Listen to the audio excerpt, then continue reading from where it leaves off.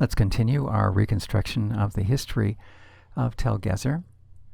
We left off with Late Bronze II/Iron I and the possibility of Merneptah causing destruction, or the possibility of destruction evidenced from Joshua's campaign. And now we come to Iron I proper, early 12th through the late 10th century. These are strata 13 through 8. Archaeologists have recovered clear evidence of Philistine influence. We'll also find a series of 3 major destructions in the Iron Age. The biblical record indicates in 1 Kings 9:15 that the Egyptian pharaoh captured Gezer and burned it with fire before passing it along to Solomon as part of his daughter's dowry, that is, the Egyptian daughter's dowry. And this may have happened around 950 BC. Scholars infer this may have been the pharaoh Siamun of the 21st dynasty. He ruled from 984 to 965 BC. The Tandi excavation associated with Ortiz found a clay storage stopper with a seal, and the iconography associated with that seal was common to Siamun. Later, you'll see a picture of a corner of a tower with some very well-manufactured, well-finished stones called ashlars, just set in beautiful formation. That traces to this time frame. Also, the fortification known as the Solomonic Gate. This is a 6-chambered gate. You'll see photos of this as well. If you're entering that gate from the outside, you will find in the first chamber and on the right a fairly large basin for some kind of a cleaning purpose.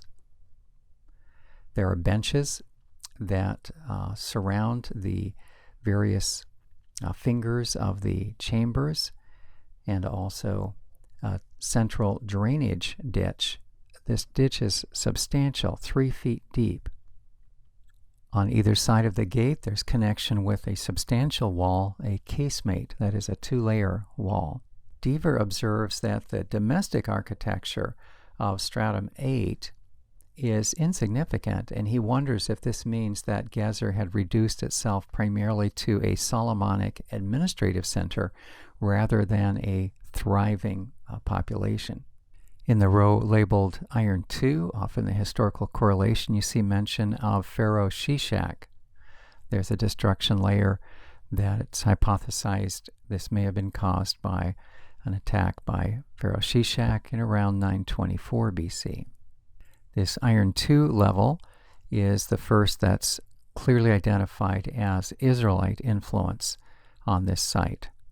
You may recall that earlier, although Joshua assigned it to the Ephraimites, they were unable to drive out the Canaanites. In contrast, in this time frame around Solomon's time frame, then Israelites are clearly having an influence here. That would correlate strongly with the record of the Pharaoh turning over this city to Israel. A very important inscriptional artifact is the Gezer calendar. You'll see a snapshot of this later. It dates to Iron II. Deaver writes that the gate and a palace constructed in this time frame survived until stratum 6 was destroyed, probably by Tiglath-Pileser III. So this is the revival of the Neo-Assyrian Empire, and this campaign would have taken place around 733 to 732. You may recall that Samaria, the northern kingdom, succumbs to the Assyrians in 721. They also recovered some jar handles which had been stamped that may be associated with the reign of Josiah, which lasted from 640 to 609. At this time, Gezer was part of the kingdom of Judah, so at this time only southern Israel is still existing. If we examine the stages of architecture for the Solomonic Gate, it appears that at this time it reduced, instead of a 6-chamber gate with a 4-way entry, it reduced to a 2-entryway gate which archaeologists say resembles what they find in level 3 of Megiddo. Not long after, it suffered a significant destruction, which archaeologists associate with the Babylonian incursion, 587, 586. You may recognize that as a time when they conquered Jerusalem and took off a large quantity of exiles. The discovery of a quantity of smashed pottery, together with some firebrands in the casemate of the city wall in Field 2. Archaeologists associate that with this destruction, likely by the Babylonians. Ortiz notes, during the Iron Age, the typical house at Gezer was rectangular and consisted of 4 rooms. A central room with tabuns, which are ovens, was flanked by 2 parallel rooms on either side. These 3 rows of rooms were separated by pillars. There was a back room perpendicular to these 3 rows of rooms. The broad back room then functioned as storage room, and he continues that such a house would have had a second story. Later in one of the photos, you will see an oven. It looks like a dome partly caved in. This may represent an oven in one of these rooms. In the last row, you can see mention of Persian, Hellenistic, Roman, Byzantine evidence, and this stretches from the 6th century BC on into 7th AD. 2 photos that connect to this era. One is when you see the ashlar column or tower construction, you will find off to the right of it some stones that are sloping up, forming a reinforcement. The ashlar towers would represent Iron Age. The stones that are supporting it, some of which have been peeled away, are from this later area, later time frame, a Maccabean, and the work of Bacchiades. Finally, in the 1st century BC, this region is either an estate that's owned by an individual known as Alkios, or else it's administered by him. That's the name that we find on the boundary marker stones, a photo of which you saw earlier. Here once again is Dever's plan. Let's now locate within this scheme several of the features that we've talked about. If you track with the 3 places that the numeral 1 is indicated, this points to the inner wall. This is the one for which they found 9 towers, and extrapolate there may have been a total of 25 if the entire wall were to have been rediscovered. In the lower left, you'll see the numeral 2. This is the Middle Bronze South City Gate. It would have been associated with the inner wall, not the outer wall. So it's the earlier one. It's known as a 3-entry gate, and it's to the west of this that a massive bastion was discovered. It's located in Field 1. The label Field 1 is in small print to the left of the numeral, the bright yellow numeral 2. Below and to the right, you'll see the numeral 3. It's at this point where we will locate a photo we'll show you later with some interlacing glosses.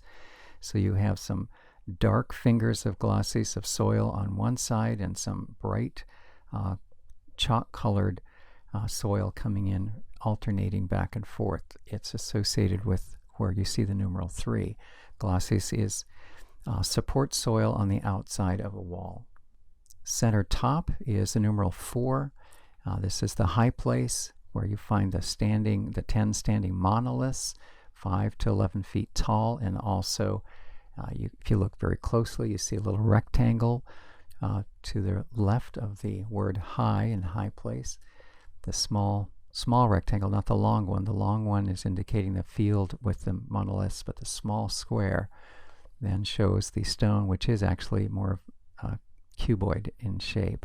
Number 5, then below the high place, is the later gate. This would be Iron Age, Solomonic, 6-chambered, with that drain field and a drain running right through the center passageway. Numeral 6 appears 6 places to give us a sense that this outer casemate wall, the later one, Iron Age, encompassing approximately 25% more acreage. This marks then the perimeter of the fortification at the Iron Age time. Finally, the numeral 7, you'll see in fine print, is the water tunnel. So an outer access, 150-foot tunnel leading to a cavern with the water supply. This photo was taken after the 1969 season by Deaver and his group. We can make out some of the features, so just walk with me through them. Top center, that diagonal, broad, blonde area with a few dark marks. Those are actually the stones and I guess the shadows that they cast of the high place, so the monoliths. Directly below that, pointing to another blonde zone with some black kind of smears on it, that would be the shadows of the extant excavation of the Iron Age Solomonic Gate. Just to the left of that blue arrow then is one pointing to a depression, which I hypothesize may be the water tunnel. I'm not positive about that, but it seems to be in the right orientation, and there should be some depression approaching the water tunnel. Below that is the Bronze Age Southern Gate. So you see the rectangles of excavation, and then a little bit, you can just barely make out some of the actual architecture, which is distinct from, as you know, distinct from the rectangles of the excavation fields. Then finally off to the left, you see a diagonal blue arrow labeled Field 1 Trench, 2 walls. So if you follow that down, you'll see a diagonal line of excavation with some dark smudges in it. Later on, you'll see a clearer photo and discover that the white zones between those smudges are lower is the outer wall, and then upper is the inner wall. Inner wall will be much larger. Just want you to be oriented. Those are here to the left of the Bronze Age Southern Gate.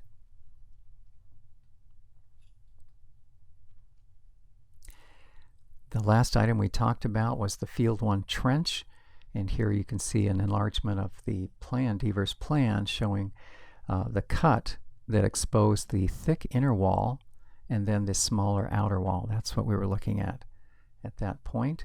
To the left of that is the Southern Gate, and you can see the labeling there of the water tunnel just above it. Here then is an actual photo of that same Field 1 cut, that trench, and notice how thick is the inner wall and then the thinner outer wall. Inner wall is earlier, outer wall is later. Earlier we mentioned a tower with these nice rectangular stones, the ashlars. So this would have been giving us evidence apparently of what went on behind the scenes when we read in Scripture that Solomon designated forces and funds to reinforce several cities. Gezer was one of them. And you can see that this is a really substantial reinforcement using these ashlars as opposed to field stones that had been arranged. Now, to the right of the tower, what's labeled as later reinforcement, then this is much later. This is Maccabean, perhaps in the 2nd century BC, and Bacchides is a leader who was responsible for doing some reinforcement and making Gezer a place of defense.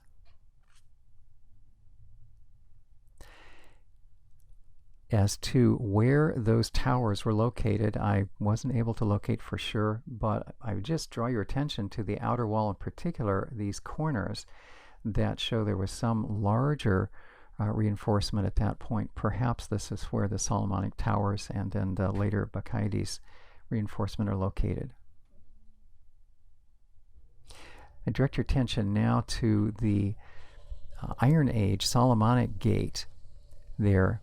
As you can see, it's known as located in what's known as Field 3, Excavation Field 3. Here's a shot of that from Kenyon's Archaeology in the Holy Land. I like this picture because it shows with considerable clarity the layout.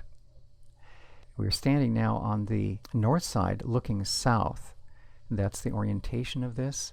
So if you were to follow that drainage ditch, and instead of it running into some embankment, but as originally it would have been opened, that would have led down to the southern zone of the field.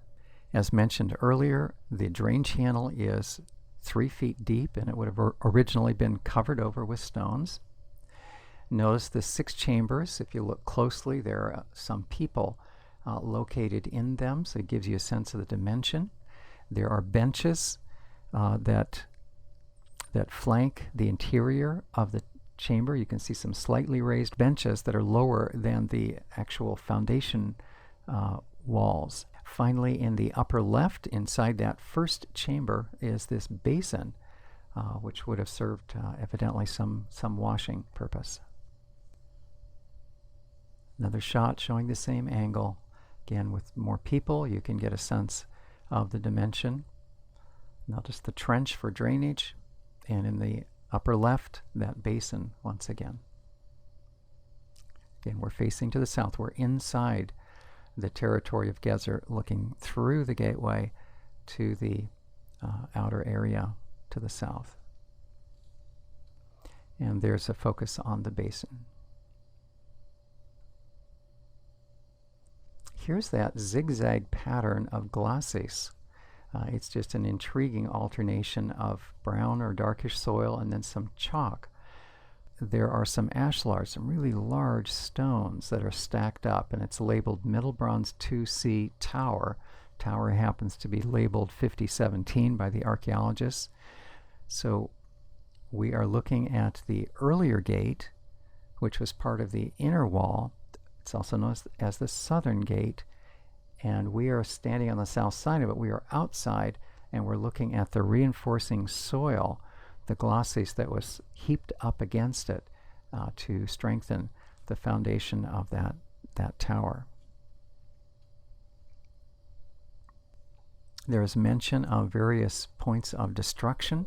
I found this photo helpful from Gezer 2, edited by Deaver, because it shows some destruction. You see the pottery and the smashing here. Stratum 13. That corresponds to early 12th century. This could be Sea Peoples, this could be Philistine incursion, this could be related to Joshua. And now please direct your attention to the high place area. I appreciate this early photo from McAllister because not only do you see the monoliths and you get the relative size with someone standing alongside, but notice behind there's a debris layer. So already a lot of the debris has been removed to expose the monoliths, but imagine if it had not been removed, only the tops of a few of the monoliths would have been visible in a surface exploration.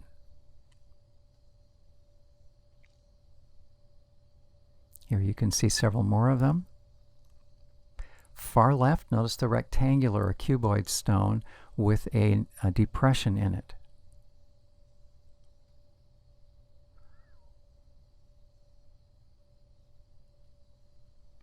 It was in this vicinity that a number of the child or infant burial jars were found. They were from an earlier layer, which was not immediately recognized by McAllister. He thought that they were contemporaneous with these monoliths.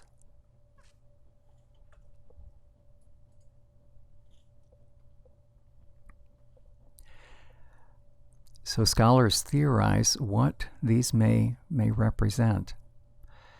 The latest theory is that these stones would resemble those that we find in biblical record, not the same stones, but the function of them may serve as witnesses for a treaty. Earlier scholars, McAllister in particular, took them to be stones associated with pagan rituals. As you can imagine, the cuboid stone with the cutout center area has led to theories of, number one, it could have been the base for an enormous column, perhaps a wooden column reaching up. That may have been a function of worship rather than architectural support.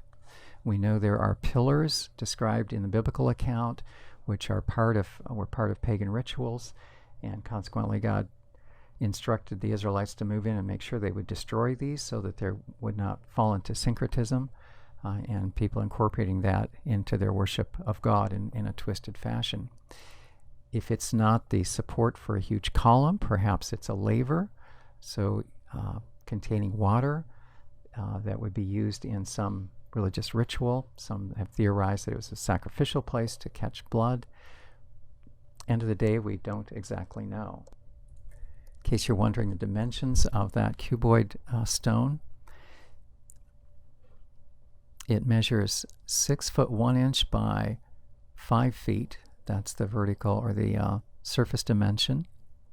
It's 2.5 feet tall, and the socket, that depression, is 2 foot 10 inch by 1 foot 11 surface, and it reaches 1 foot and 4 inches deep.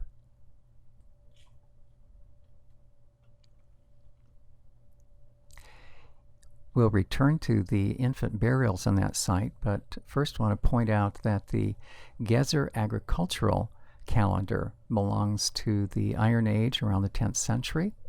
It's an uncommon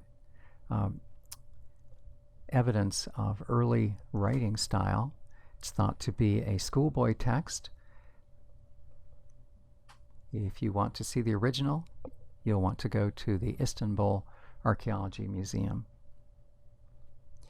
The content of this walks through various seasons and indicates what agricultural activity takes place. Earlier mention was made of the ovens, and here this shape that you see before you is not a stone but the broken clay walls of an oven. The mass of soil in the far back behind the member of the dig team then represents the debris layer, which had not yet been cleared away. Given that this was McAllister, that may be the wall of one of his 30 trenches. Earlier we commented on an oven, a tabun, which consisted of the shoulder and neck of a storage jar, which had been broken off, turned upside down, and that's what you see in the lower left.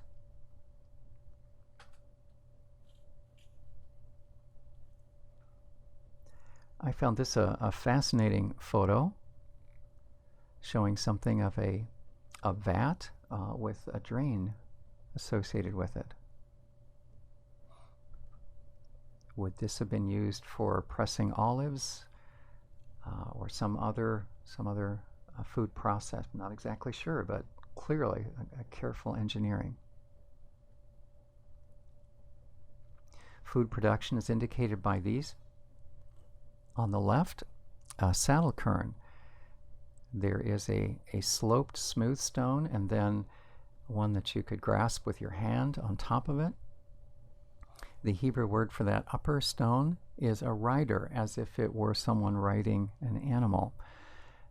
So it's the rider, and the lower piece then is what represents the saddle, and corn could be ground on this. I found very interesting the implement on the pair of them on the right. This would be a smaller grinder. What's unfortunate about this photo is I'm convinced that the proportions do not correlate. In other words, the stone on the right with its little inserted grinding piece would be much smaller than the saddle quern. Part of the way we know this is in the Flora collection we have a general sense of the size of a saddle quern. The artifact we have there is, I don't know, perhaps 8 to 12 inches long. And I'm confident the smaller grinder must have been much smaller, but we don't have, unfortunately in the photo, we don't have indication of the dimension. By now you're accustomed to seeing storage jars of this size. Here's one that was found at Tel Gezer, used to store not a liquid, but it's from the granary. You're also accustomed by now, I expect, to the kinds of lamps, such as you see one on the right, What I found interesting is this describes the discovery process. Initially, what they found was on the left. There were a couple of bowls. The first one is very easy to see. Evidently, the second one is inverted and behind, and when they peeled back those bowls, what they found was the lamp on the left. I've circled in yellow a couple of stones just to show you that the lamp is indeed located underneath the bowls seen on the left. And now we come to the matter of child burials. It looks something like an egg, doesn't it? You see the jar, and then within it are the remains of an infant, and sometimes there would be artifacts, perhaps a smaller bowl, accompanying it.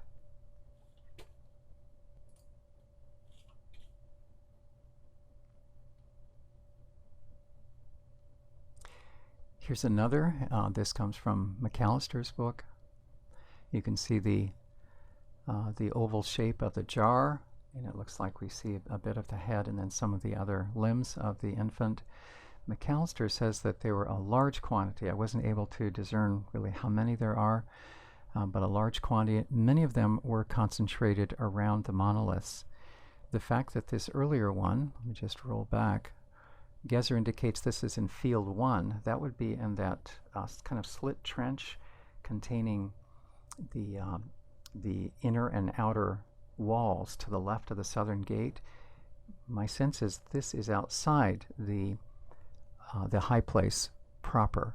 So the infant burials are not restricted to the high place, but according to what McAllister indicated, there seemed to be a large quantity there. And from what I read, there didn't seem to be adult burials. In other words, it was infant only. So you can imagine this makes us speculate what's causing a community to do that. Here's one more. This is from field 1 once again. McAllister was quick to speculate that this is evidence of particularly two of the corpses had been burned. So he's inferring that this is child sacrifice. We have clear evidence from Scripture that this was going on in the Canaanite practice and something that God prohibited. So this may be evidence of that. I can't help but wonder what was infant mortality like, and to what degree may some of these have been natural burials. It makes me wonder, though, why would natural infant burials have not been accompanied by adult burials? Why would they have been buried separately? So there's a good possibility that McAllister may be correct. This may be evidence of child sacrifice. Let me read to you from McAllister's work, page 402. And this is from his primary report, not the work called Bible Sidelights. He writes, the whole area of the high place was found on excavation to be a cemetery of newborn infants. These infants were all victims of sacrifices suggested by their close association with the high place, and confirmed by the fact that two at least displayed marks of fire. These infants were deposited in large jars, which were large two-handled pointed base vessels. Their position is indicated on the plans, and here he's referring to his own drawings of the layout to the territory, which I've not been able to locate those, indicated by the letter J. The body was usually put in head first. Generally 2 or 3 smaller vessels, usually a bowl and a jug, were deposited either inside the jar, between the body and the mouth of the vessel, or outside close to the large jar. He observes that similar burials were found by Professor Sellen at Ta'anak.